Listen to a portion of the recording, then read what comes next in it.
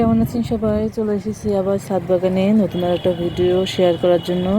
তো আমার ছাদ কৃষিতে আপনাদের স্বাগতম। আজকে একটু হারভেস্টিং করব, আর কী কী হারভেস্টিং আছে সেটা তো দেখতেই থাকুন, জানতেই পারবেন কী কী আছে। তো কথা না বলে একটু হারভেস্টিংটা শুরু করে দিই।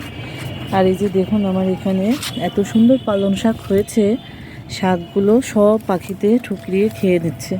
পাখির যন্ত্রণায় শাক বা নরম জাতীয় কোনো বীজ থেকে গাছ হলে এগুলো থাকছে না, খুব জ্বালাচ্ছে। তো এখান থেকে একটু শাক তুলে নেব আজকে ভাবছি, আর এটাকে এখন ঢেকে রাখতে হবে, না হলে তো আর উপায় নেই। তো চলুন দেখা যাক কী কী হারভেস্টিং আছে। এই যে এখানে একটা সুন্দর কুমড়ার ফুল হয়ে আছে, তো এই ফুলটাকে আগে তুলে নেব।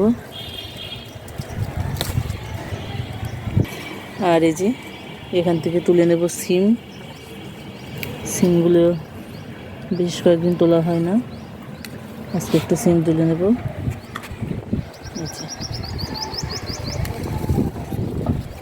সবখান থেকেই একটু একটু করে সিম হয়ে আছে, সেগুলো তুলে নেব।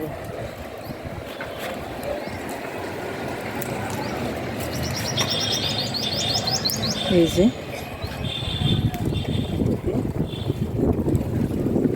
ছোট আছে। আর এই যে এখানে হয়ে আছে বেগুনটা তুলে নেব।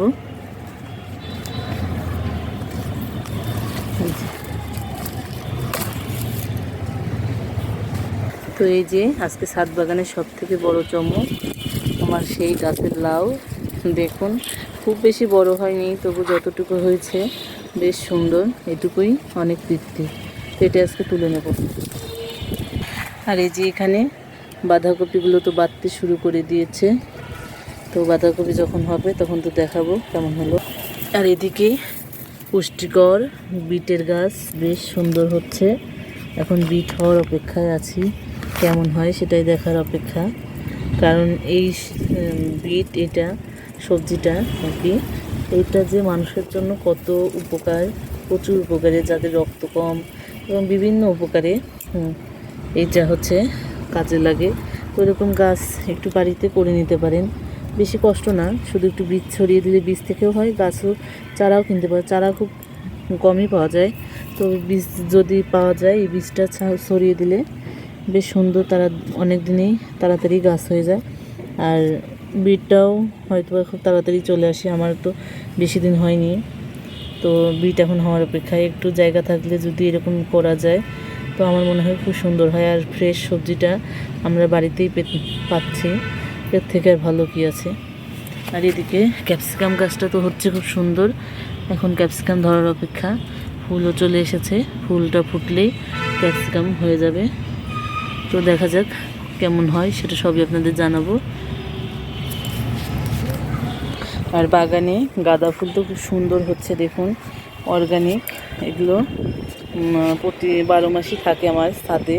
তো শীতকালে এর ফুলটা খুব সুন্দর হয়, দেখুন কত বড় বড় ফুল আমি বাগান থেকে পেয়ে যাচ্ছি, এত সুন্দর, দেখেই মনোমুগ্ধকর হয়ে যাওয়া লাগে এরকম।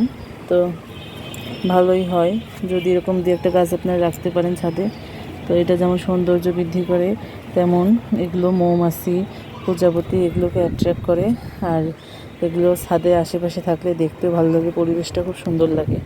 তো এই যে আজকে আমার হারভেস্টিং এতটুকুই, কেমন লেগেছে জানাবেন। ধন্যবাদ সবাইকে।